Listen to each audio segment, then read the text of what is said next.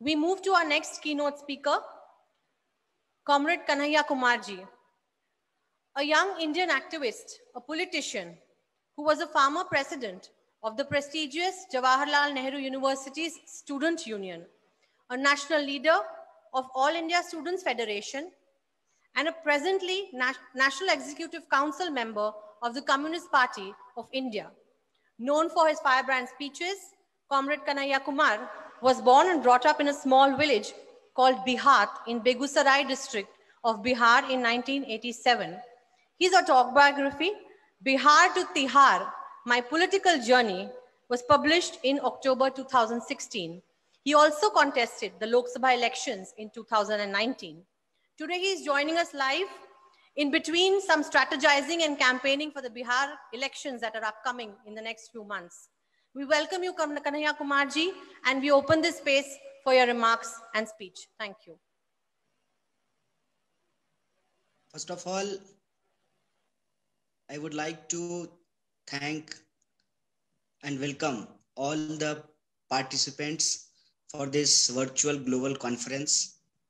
I would like to welcome all the dignitaries, those who have joined for this global peace conference. And most importantly, I would like to thank organizer of Jai Hind People's Movement, that they have organized such a wonderful and important conference when everywhere there is a global violence and conflicts are increasing. In this context, talk of peace, democracy, plurality, diversity are the most important subjects. I would like to share my views, but I would like to ask permission from the House that I will speak my thought, my points in Hindi. Please allow me to speak in Hindi. Yes, sir. I hope you people have accepted my request. और मेरी ये कोशिश नहीं है कि मैं अपनी मातृभाषा आप लोगों के ऊपर थोपना चाहता हूँ, लेकिन मैं हिंदी में अपने विचारों को व्यक्त करने में ज़्यादा सहज महसूस करता हूँ। इसलिए मैं आपसे माफ़ी मांगते हुए परमिशन के साथ आपके आदेश से मैं अपनी बात रखना चाहता हूँ। सबसे पहली बात तो ये, अभी पिछले 2 अक्टूबर को हमने बापू का और हमारे देश के पूर्व प्रधानमंत्री लाल बहादुर शास्त्री जी की जयंती मनाई, और इस दौरान पूरी दुनिया में लोगों ने गांधी जी का पीस मूवमेंट के लिए जो कंट्रीब्यूशन है उस पे अपनी बात रखी, और बहुत सारे कॉर्नर से लोगों ने ये कंसर्न जाहिर किया कि आज समाज में, सोसाइटी में, अलग अलग इलाके में जिस तरीके से कॉन्फ्लिक्ट बढ़ रहा है, जिस तरीके से वायलेंस बढ़ रहा है, ऐसे माहौल में सत्य और अहिंसा की बात करना बहुत रेलिवेंट है और बहुत जरूरी भी है।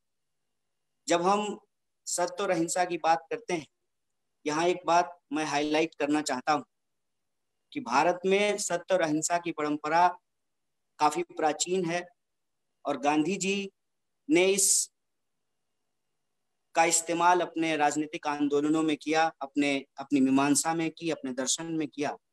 उससे पहले भी महात्मा बुद्ध ने, जैन मुनियों ने इस देश में सत्य और अहिंसा की बात की है। और मैं सत्य और अहिंसा के साथ अपनी बात इसलिए शुरू करना चाहता हूँ क्योंकि आज हमारे देश में जो डेमोक्रेटिक मूवमेंट है, अगर हम डेमोक्रेसी पे चर्चा करने के लिए इकट्ठा हुए हैं, तो डेमोक्रेसी के जो हालात हैं और जिस तरीके से डेमोक्रेटिक वॉइस को, डिसेंट को आज दबाया जा रहा है, उसमें हमारा लड़ने का तरीका क्या होगा, हमारे पीपल्स मूवमेंट के तरीके क्या होंगे। डेमोक्रेसी के फ्यूचर के साथ साथ डाइवर्सिटी और प्लुरलिटी को प्रोटेक्ट करने का जो हमारा कमिटमेंट है, उस कमिटमेंट को पूरा करने के लिए हमारा मोड ऑफ स्ट्रगल क्या होगा, इस पे भी ओपनली बातचीत होनी चाहिए। और मैं बहुत धन्यवाद करना चाहता हूँ ऑर्गेनाइजर्स का, जय हिंद पीपल्स मूवमेंट के लोगों का, कि गांधी जी को, लाल बहादुर शास्त्री जी को याद करते हुए ये जो प्रोग्राम की वो सीरीज चलाते हैं जिसमें वो डेमोक्रेसी के साथ साथ पीस और दूसरी चीजों पे भी बातचीत कर रहे हैं। अभी हमारे देश में आसपास जिस तरह की घटनाएं हो रही, मैं ग्लोबल कॉन्टेक्स्ट में ये कॉन्फ्रेंस है, लेकिन मैं फोकस अपने देश के ऊपर रखना चाहता हूँ और इसके एग्जाम्पल और कॉन्टेक्स्ट में ही अपनी बात रखना चाहता हूँ। तो हमारे देश के जो हालात हैं उसमें हम क्या देख रहे हैं? अभी उत्तर प्रदेश में लगातार रेप की कई घटनाएं हुई और उसके दौरान कुछ महत्वपूर्ण चीज जिस पे विशेष गौर फरमाने की जरूरत है, उन चीजों पर, उन बिंदुओं पर हम लोगों को ध्यान देना चाहिए। फिर हम डेमोक्रेसी का फ्यूचर, डेमोक्रेसी को प्रोटेक्ट करने के टूल और हमारी जो डेमोक्रेटिक मूवमेंट्स हैं उसमें क्या स्ट्रेटजी होगी, इस पे भी लोग खुल करके अच्छे से बात कर पाएंगे जब थ्रेट और चैलेंजेस हम लोगों को पता रहेगा। अभी हमने उत्तर प्रदेश में ये देखा कि एक घटना होती है और उस घटना में, उस बलात्कार के घटना में जो पीड़िता है वो जब उनके परिवार के लोग एफआईआर कराने के लिए जाते हैं तो पुलिस स्टेट का एक इंस्टीट्यूशन है और डेमोक्रेटिक फंक्शंस में हम लोग बार बार इसके अलग अलग एस्पेक्ट पे बात करते हैं, इसके अलग अलग पिलर्स की बात करते हैं। एग्जीक्यूटिव की बात करते हैं, लेजिस्लेटिव की बात करते हैं, जुडिशरी की बात करते हैं और मीडिया को फोर्थ पिलर कहा जाता है। डेमोक्रेसी के जो चारों पिलर हैं, इस एक घटना के कॉन्टेक्स्ट में इसको बहुत सारी चीजें हम लोगों को समझ में आएंगी। पहली बात तो ये कि पुलिस एफआईआर सही सेक्शन में नहीं रजिस्टर करती, पॉइंट नंबर 1। तो ये क्वेश्चन है कि हमारा जो एग्जीक्यूटिव है, जिसको हम कहते हैं परमानेंट एग्जीक्यूटिव, एग्जीक्यूटिव के 2 पार्ट हैं, एक है गवर्नेंस, दूसरा है गवर्नमेंट, दूसरा है गवर्नेंस एडमिनिस्ट्रेशन। तो एडमिनिस्ट्रेशन जो शपथ लेता है इस देश के कॉन्स्टिट्यूशन का कि वो देश के कॉन्स्टिट्यूशन को प्रोटेक्ट करेंगे और वो किसी पार्टी के द्वारा रूल नहीं होंगे। कोई पार्टी अपनी एक सरकार बनाती है, गवर्नमेंट बनाती है, लेकिन उस पार्टी के थॉट प्रोसेस से हम रूल नहीं होंगे। हम एबाइड हैं इस देश के कॉन्स्टिट्यूशन से। वहां पे एफआईआर दर्ज नहीं कराया जाता है, जो कि एक लीगल प्रोसेस है कि कोई भी विक्टिम अगर आकर के एफआईआर दर्ज कराएगा, पुलिस की यह रिस्पॉन्सिबिलिटी है कि वो एफआईआर दर्ज करे। मैं इस एक घटना से इस देश में जो डेमोक्रेटिक कंडीशन और उसको, उस डेमोक्रेसी को प्रोटेक्ट करने के लिए क्यों हमारा टूल और टेक्टिक्स पीसफुल मूवमेंट और प्रोटेस्ट होना चाहिए, अपनी पूरी बात को खत्म करने। वहां पे एफआईआर दर्ज नहीं होता है, उसके बाद लड़की की तबीयत बिगड़ने लगती है, उत्तर प्रदेश के अस्पताल से निकाल करके उसे दिल्ली लाया जाता है। अब तक हमारी देश की जो मीडिया है, जिसको हम कहते हैं मेन स्ट्रीम मीडिया, जो इस देश में पॉलिटिकल नैरेटिव को कंट्रोल करते हैं, जो जिनको इस देश के डेमोक्रेसी का 4th पिलर कहा जाता है, जिनके पास टीआरपी की एक रेस है, जिस टीआरपी की रेस में हर टीवी वाला यह बताने की कोशिश कर रहा है कि वो सबसे बड़ा चैनल है, उसके पास सबसे ज्यादा टीआरपी है। तो ये टीआरपी क्या है और क्या मीडिया सिर्फ टीआरपी पे चलेगी? और अगर मीडिया सिर्फ टीआरपी पे चलेगी तो उस 4th पिलर का क्या होगा? इस पूरे घटना की कोई चर्चा नहीं होती है मेन स्ट्रीम मीडिया में। दूसरा क्वेश्चन है हमारे 4th पिलर के ऊपर। उसके बाद उस लड़की की मौत हो जाती है और डेथ से पहले उसका एक रिकॉर्डेड स्टेटमेंट है जिसमें उसने कहा है कि मेरे साथ बलात्कार हुआ है। हमारे देश का कानून ये कहता है, मैं जुडिशियरी के रोल को यहाँ पे लेके आता हूँ, कि हमारा देश का कानून कहता है कि अगर कोई विक्टिम सिर्फ ये कह दे कि उसके साथ रेप हुआ है, अपने आप में ये एविडेंस है, उसके बाद भी कोई सुओ मोटो कॉग्निजेंस नहीं लिया जाता है। उसकी बॉडी का पोस्टमार्टम होता है, जिस पोस्टमार्टम पे उसकी फैमिली के लोग, फैमिली मेंबर्स क्वेश्चन रेज करते हैं और उनके जो स्टेटमेंट है कि उसकी जीभ काटी गई, उसकी रीढ़ की हड्डी तोड़ी गई, उसके अगेंस्ट में फिर पुलिस का एक स्टेटमेंट आता है कि नहीं, ये बात झूठ है, उसकी रीढ़ की हड्डी नहीं तोड़ी गई, जीभ नहीं काटी गई। सवाल पुलिस पे जो सबसे पहला बनता है कि जीभ काटी गई, रीढ़ की हड्डी तोड़ी गई, उससे पहले कि आपने एफआईआर दर्ज क्यों नहीं किया सही सेक्शन में, उस सवाल का जवाब देने के बजाय वो एक नया क्वेश्चन रेज कर देते हैं। उसके बाद बॉडी आनन फानन में ले जाई जाती है और घर वालों की बिना अनुमति के उसको जला दिया जाता है। इस पूरी घटना में पेट्रियार्की है, कास्ट एंगल है, जो हमारी सोशल रियलिटी है। लेकिन उस सोशल रियलिटी को, उस सोशल कॉन्फ्लिक्ट को, सोशल ऑर्डर को मेंटेन करने के लिए डेमोक्रेसी के जो चारों पिलर हैं वो अगर सही तरीके से फंक्शन किए होते तो ये सिचुएशन नहीं क्रिएट होता। और इस पूरे मामले में हम लोगों को क्या समझ में आ रहा है? हम लोगों को समझ में ये आ रहा है कि विपक्ष ने मौत के बाद, विपक्ष के ऊपर सबसे पहला तो सवाल यहाँ है और ये सवाल उठना चाहिए कि जब यह घटना प्रकाश में आई तब लोग एक्टिव क्यों नहीं हुए। उसका वजह यह है कि आपके पास सूचना देने का और सूचना पहुंचने का जो तंत्र है, जो सोशल और पॉलिटिकल रिस्पॉन्सिबिलिटी है as a fourth pillar of democracy media की, वो उसको ठीक से रोल प्ले नहीं करता है। मौत के बाद आउटरीच होता है, लोग सड़कों पे निकलते हैं, तो सरकार जवाब देने के बजाय या सरकार के समर्थन में जो लोग सोशल मीडिया ट्रोलिंग करते हैं, इसीलिए मैंने वायलेंस और कॉन्फ्लिक्ट की बात की कि आज लोग सिर्फ रियल लाइफ में वायलेंट नहीं हो रहे हैं, आपको वर्चुअल वायलेंस की भी बात करनी पड़ेगी। जिस तरीके से सोशल मीडिया पे जो भी डिसेंट के वॉइस हैं, स्पेशली अगर वो किसी ऑप्रेस्ड कम्युनिटी से हो, तो जिस तरीके से अगर महिला हो तो उनको रेप थ्रेट दिया जाता है, और गौरी लंकेश की जिस तरीके से हत्या की गई उसका एग्जाम्पल आज हमारे सामने है।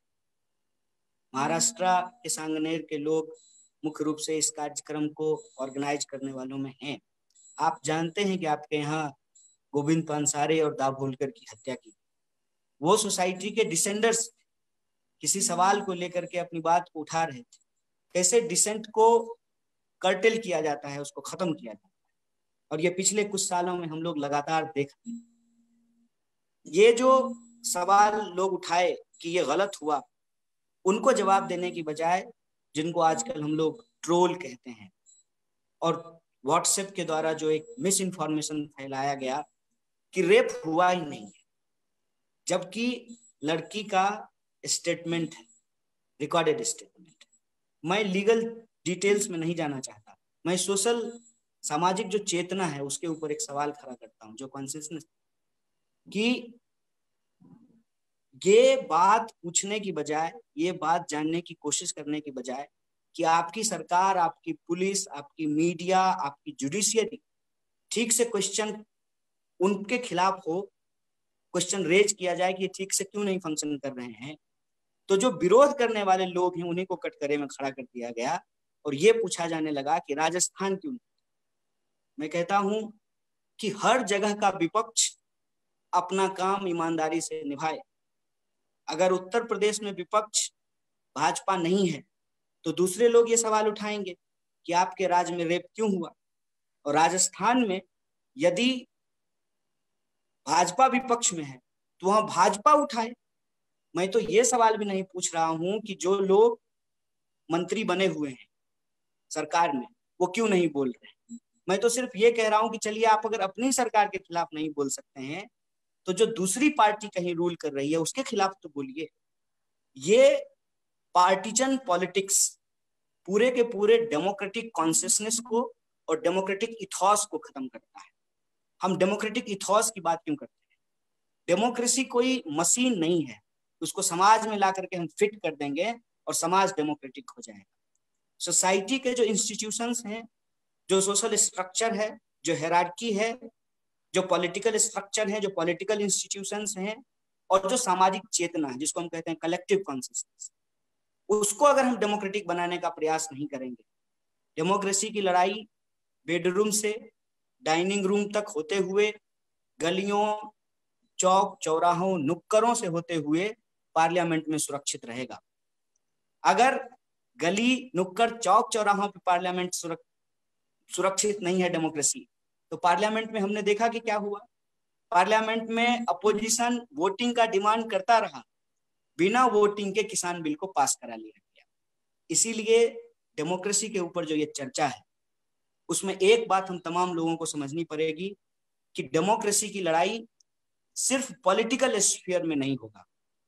डेमोक्रेसी की लड़ाई, डाइवर्सिटी को प्रोटेक्ट करने की लड़ाई इकोनॉमिक स्फीयर में होगा, पॉलिटिकल स्फीयर में होगा, कल्चरल स्फीयर में होगा, सोशल स्फीयर में होगा। हर स्फीयर में हमको ये डेमोक्रेटिक सोसाइटी को डेमोक्रेटिक बनाने की, ये डेमोक्रेटिक इथॉस को प्रोटेक्ट करने की लड़ाई लड़नी होगी। और ये जो डेमोक्रेसी है, इसको जो प्रोटेक्ट करने की लड़ाई है, जिसके ऊपर थ्रेट हर तरफ से है, सिर्फ एक घटना का एग्जाम्पल दे करके मैंने ये बात एस्टेब्लिश करने की कोशिश की है, उसको प्रोटेक्ट कैसे किया जाए।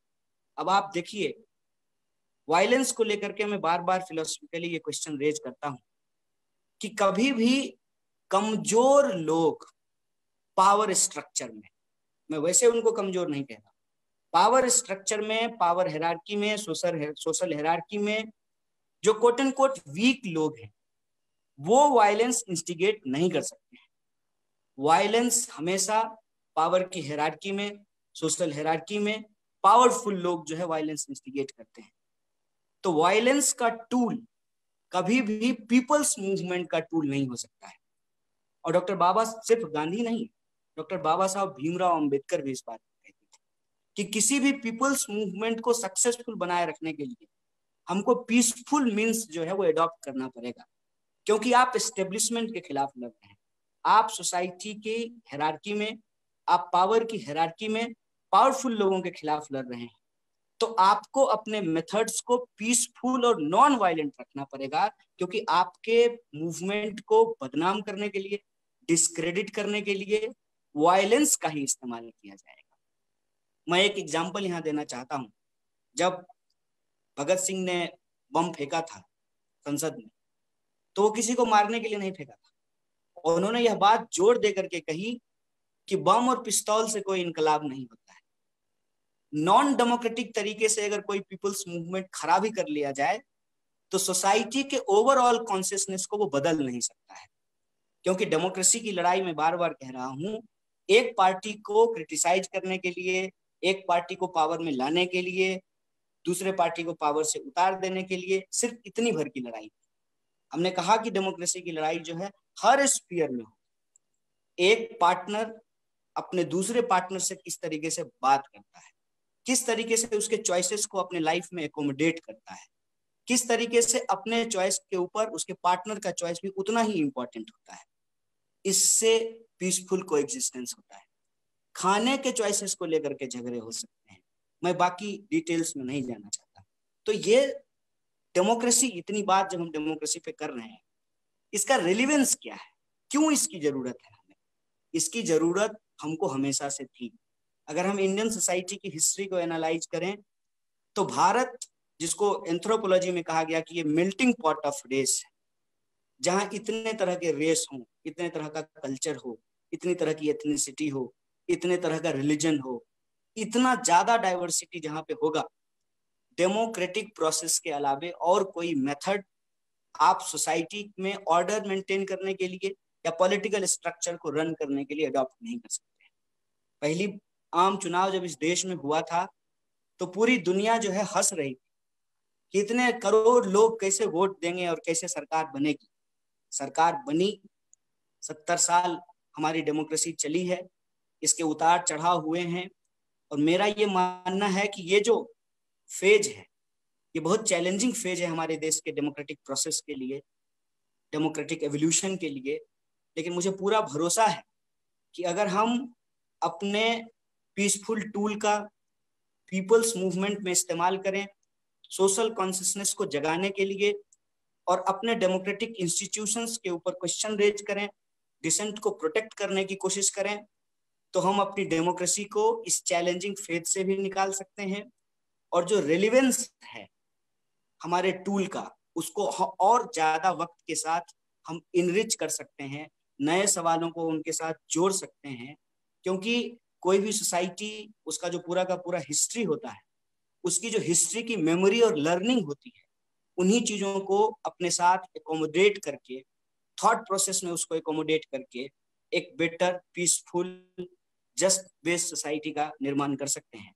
इसीलिए हमारा क्लियर कट यह मत है, और इन चीजों के साथ मैं अपनी बात को कंक्लूड करना चाहता हूं कि भारत जैसे डाइवर्स देश में इस डाइवर्सिटी और प्लुरैलिटी को प्रोटेक्ट करने के लिए डेमोक्रेसी ही एक पॉलिटिकल, सोशल, इकोनॉमिक स्ट्रक्चर को हम अडॉप्ट कर सकते हैं।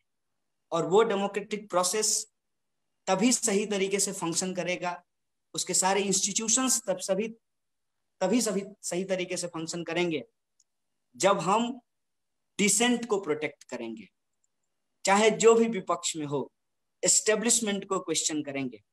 और ये जो प्रोसेस है, इस प्रोसेस को करने के लिए सोसाइटी के किसी भी सवाल को उसको लॉजिकल कल्मिनेशन तक पहुंचाने के लिए हमको पीसफुल टूल्स का इस्तेमाल करना चाहिए।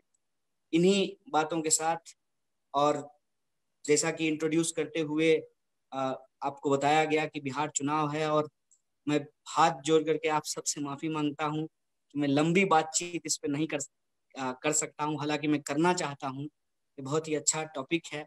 एक बार फिर से जो है महात्मा गांधी जी को और लाल बहादुर शास्त्री जी को याद करते हुए, और हमारे देश में जो लगातार बलात्कार की घटनाएं हो रही हैं उस पर अपना दुख जाहिर करते हुए, और जो आज हमारे बीच नहीं है, उनकी न्याय की लड़ाई जिंदा है, उनको नमन करते हुए आप तमाम लोगों का शुक्रिया अदा करते हुए, थैंक यू करते हुए अपनी बात खत्म करता हूँ। शुक्रिया।